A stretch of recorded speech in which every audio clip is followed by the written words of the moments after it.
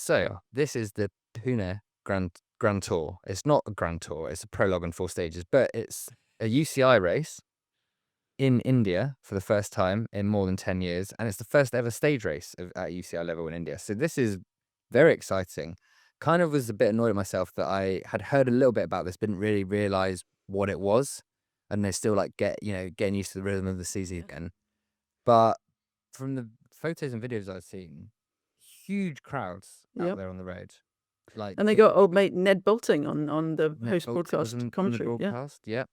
I think he's done some writing and podcasting from the race. But people online and from the account, the official race account on Instagram, saying that they've been between like 500,000 to 1 million fans at the side of the road, because obviously it's a region just outside Mumbai, which is on the west coast of India, and I guess quite populous, near one of the major cities there. So they can see the road being shut down for the race to come past. Everyone can just come out of their houses or shops. So then you are going to get, in the world's most populous country, huge fans. But looks incredible.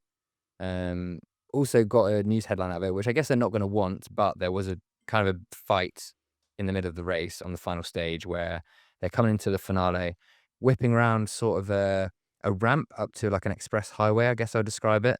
And suddenly there's a little crash, and then the riders are up and just throwing fists at each other. Fisticuffs just outside Mumbai, in the Agatha Christie novel. But we don't let that overshadow. But it is good to have a bit of, you need something newsworthy maybe to get more people, aware of it. Maybe they should get some kangaroos in the peloton. No news is bad news. No news is bad news. And then after seeing the fight, I'm like, okay, let's find out more about this race. So from various reports said it was a very well put on race, like very professional for a first time, and in a place where people aren't used to bike races. So yes, there was a couple of instances of people walking out onto the course, which isn't great, but to be expected. That used to happen fairly often at the Middle East races. Apparently a lot of money behind it, which is great. So I am buying all the stock I can in the Pune Grand Tour. I bet they're pay for great lessons how to pronounce it. Yeah, I bet it's particularly. I mean, it was nice about seeing races in different parts of the world is seeing a different part of the world, and yes. we've all seen pictures of India, but it's really nice. That's what's so great about not necessarily all the stages of a Grand Tour, but when you get the history of the area or the history of the race. So it's great to see cycling back in India, as you say. This is good. I like that we're doing this, guys, because earlier in the show, we were just so Anglo-centric. And then immediately after that, you said we were like going to parts of Spain that you forgot existed. So now we're telling the world we do care. Wait, which part of Spain did I forget? No, I think that was Kit. Because there's like 4 different races in Spain at the same time. And there are apparently parts that you forgot existed, Kit. So this is good. I think we're telling the world we actually do care about other places. We do. We're just we like to mess around a little. Anyway, the race was won by Luke Mudgway of Leaning Star, which is the Chinese team. Leaning are a kind of I guess a Chinese decathlon. I don't know how vast their. Did you go to one when you were there? I saw many, and I actually own quite a lot of Leaning produce. Oh, what do you own from Leaning? 2 Rain Max, a backpack, and at least 4 polo shirts. Wow! Not in my rotation. At least 4 polo shirts. What I like about Leaning is that I do like Leaning. What I like about Leaning is that you often see, and it's in much the same way as having a race in India is great. Having a team that is obviously Chinese in its DNA.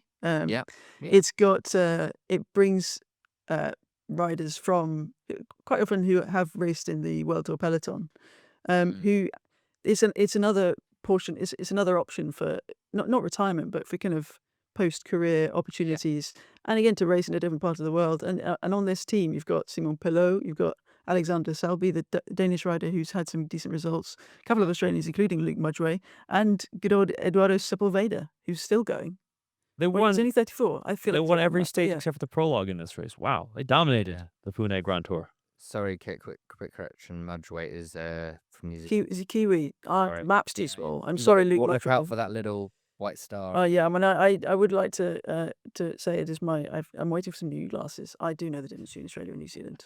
No, I think it's lived a there. good point though. Like if you're looking at a result sheet that just has a tiny flag, it can be really hard to tell. Yeah. We'll have Yeah, to see if Leaning has a sister optometrist company or something like that. Maybe we'll get you bag some freebies. Surely they But do. hopefully they'll be cheaper than the glasses in bloody West. I don't know wherever. Well, anyway, carry on. Final things. Check out a mortgage. Which we have we are discussing at length. But other name like Mahawi Kudus riding for Burgos Verpellet BH 7th, Zeb Kiffin 10th, riding for Malaysian Terengganu cycling team. So that's an example of what you're saying, Kit, is Zeb Kiffin, British rider who was at the Rockets and now is riding for a Malaysian team. So we'll do a lot of the Asia Tour, which is, you're not going to be earning the most money of all the contracts out there, but you get No, but you get and you get experience. You're still racing. You're racing in an interesting part of the world. I mean, Jakob Lorechko made a career out of it, more or less. I mean, East. Exactly. So there we go. No, it's good to. I like stories about the internationalization of a sport that is so often very, very, very, very narrow. I agree. I completely agree. That was fun. We should talk about these lesser spotted races more often. I mean, they got to pop up first and maybe haven't. Well, we have to alert me to them going on, but this next couple of weeks we've got a lot. So different flavor to what I'm after. If I'm going to be brutally honest. Okay. But each their own. I guess maybe not. Let's take another break. Let's center ourselves again. Make sure we're all ready for the third part of this podcast. Back in a minute.